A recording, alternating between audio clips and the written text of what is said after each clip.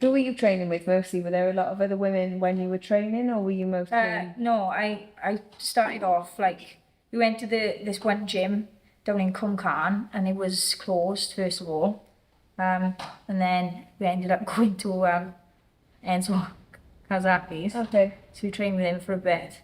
He liked my style, I think, like switching and stuff. But then I trained with like Ebbw Vale's up here. I trained with them for a bit. But I used to spar all the boys, really. The only gym I went to with a girl was Droi'n Warriors, and that was like my last, that was where I was training for the Commonwealth Games. Okay. And it was with Tony Williams. He was the Welsh coach at the time.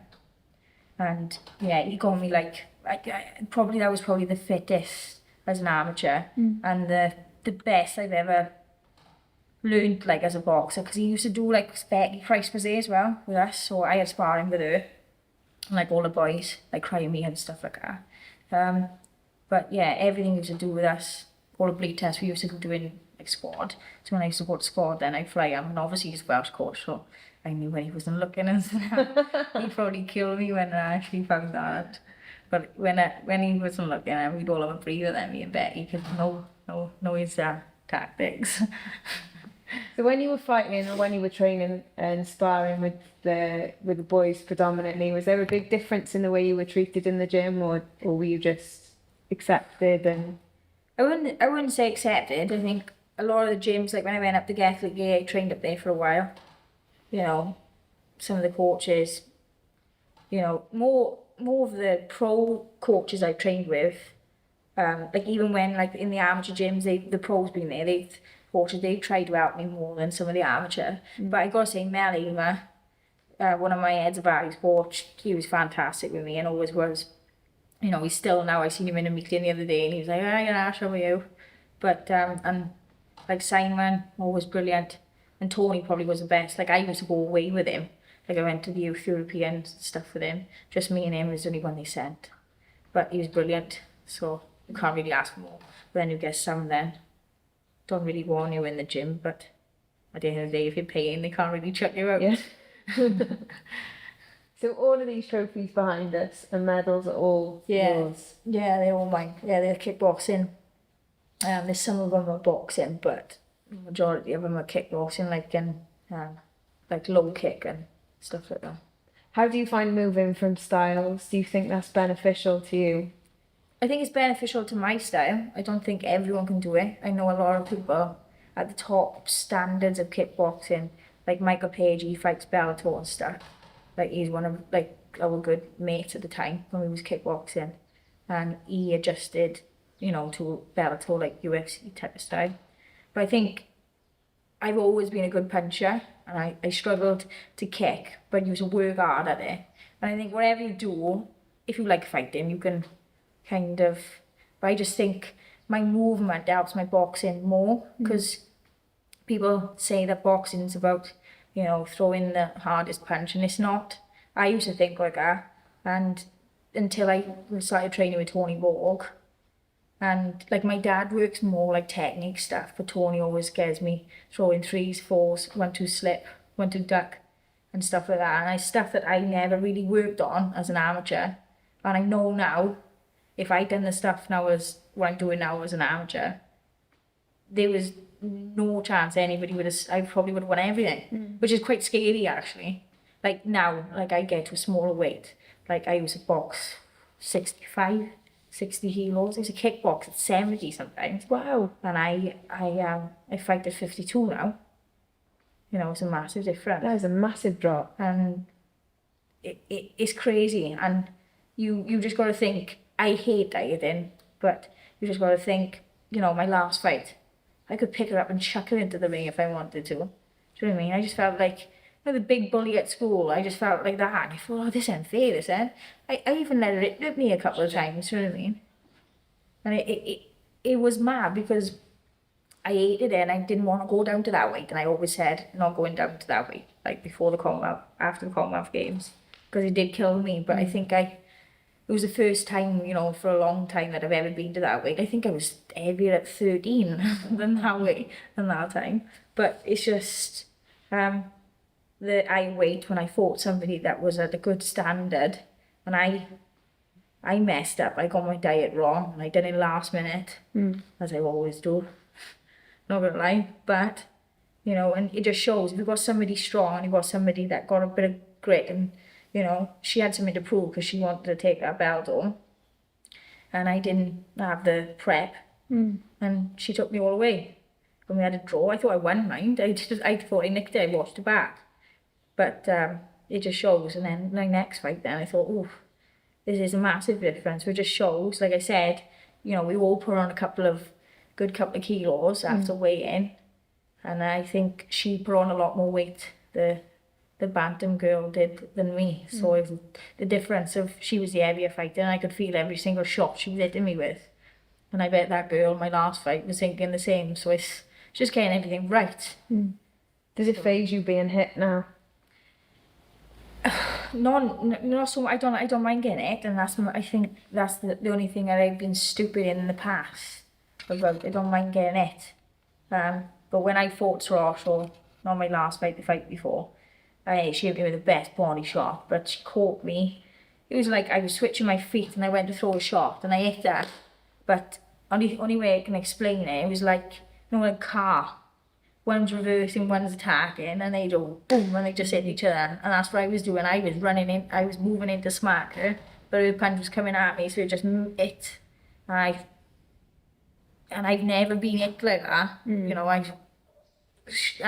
I can think about was my camp. I thought, oh, the boys have hit me like that, just elbows in, grabbed their arm and hold it on for dear life, and looked at the corner like, oh my God, I haven't been here before. But it was good because it was a good learning curve, because I hadn't been in that situation before.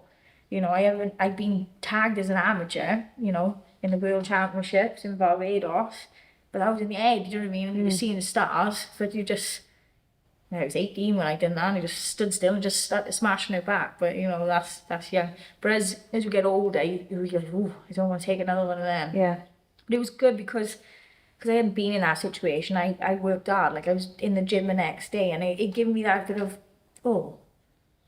I think it was good for me because I think the press was like, oh, Ashley Brace is amazing, and like my fans, I just think it gave me a bit more of a kick in the arse, and it's like, poof, come on now. But I really want my manager don't want me to go back up, but I won that fight again, so at the moment I'm a bit like, oh, I don't know if I want to train now, because it's a bit like all over the place. But I think if he got me that fight in March, April, I'd probably train over Christmas and round cake. We watched you tonight with some really amazing youngsters coming up. What does it mean to you to be teaching as well as fighting? I love the teaching, and like, to be honest, like me and my dad, we started our kickboxing clubs I was about 13, 15, we started our own classes, and I've always been like a teaching assistant and helping my dad and whatever. But I just think it's like, it's nice to show others that, like, when you're coming up your career and then they're behind you. Because obviously when I was younger, I always like looked up to other people. Like, when we were to train with our master, it was like all the men used to back to me. Like, you know, I used to say to him, it's like pants, water and all that. Like, even at the spar hour, like master and my dad would get in and we'd all have a scrap. But it's about showing the little ones and how it's done. And be honest, even if I have the longest and the toughest day in work, I don't actually want to go to work. I come here, I think, oh, I gotta come here for another hour, 2 hours. But when I see the little ones, it makes a day like little Dylan. You can't but half the smile. Like, sometimes it's a boxing class, we play football at the end, right? And I'm the most competitive thing, but they're so competitive. Like, some of the youngsters, we've trained them for years.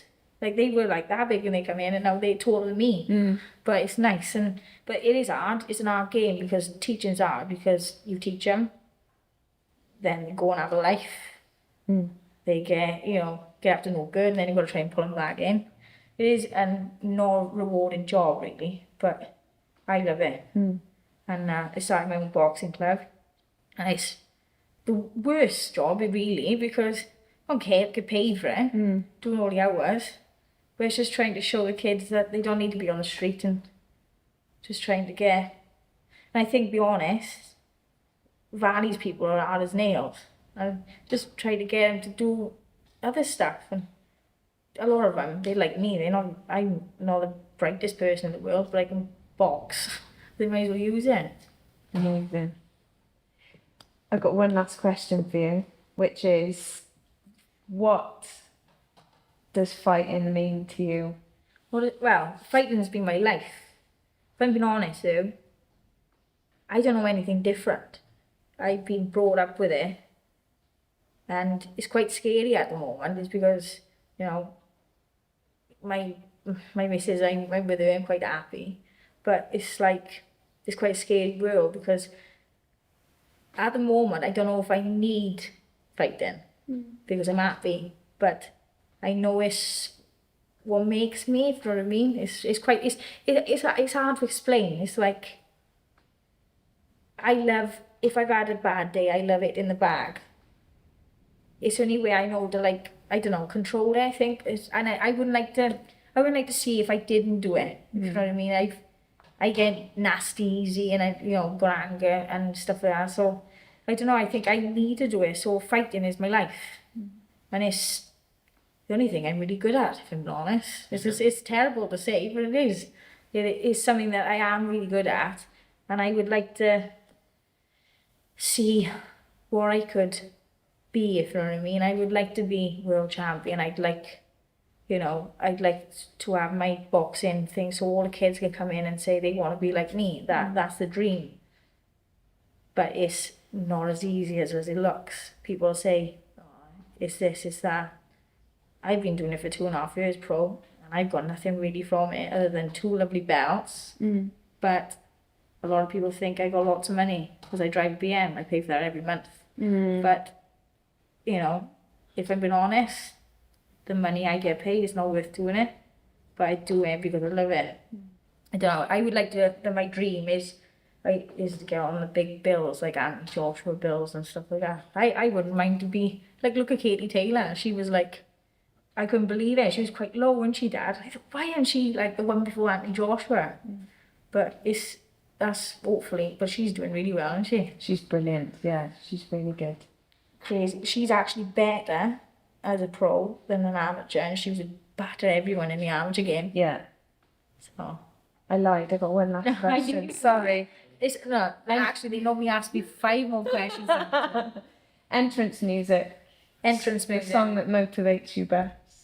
I got 2. Ready or Not. By Fugees, which is my favourite. But it's quite awkward, really. I lost, I say lost because I drawed against Roshua, so I said to my mum, I don't want that music again. I want a new music, and my mum called me the champion by Kerry Underwood. Okay. And it's a very good song, and I think Ludacris or something like that is with it. And to be honest, it just showed that it's like the music from you like, you're on your back and then you like get back up type of thing. So it was perfect, really. So I had that, and I probably will have that for my next one. So yeah. So we'll see you soon, hopefully, coming out to that song. Hopefully March or April. Let's see what we get paid first. Let's watch this space. Thank you, Ashley. Much appreciated.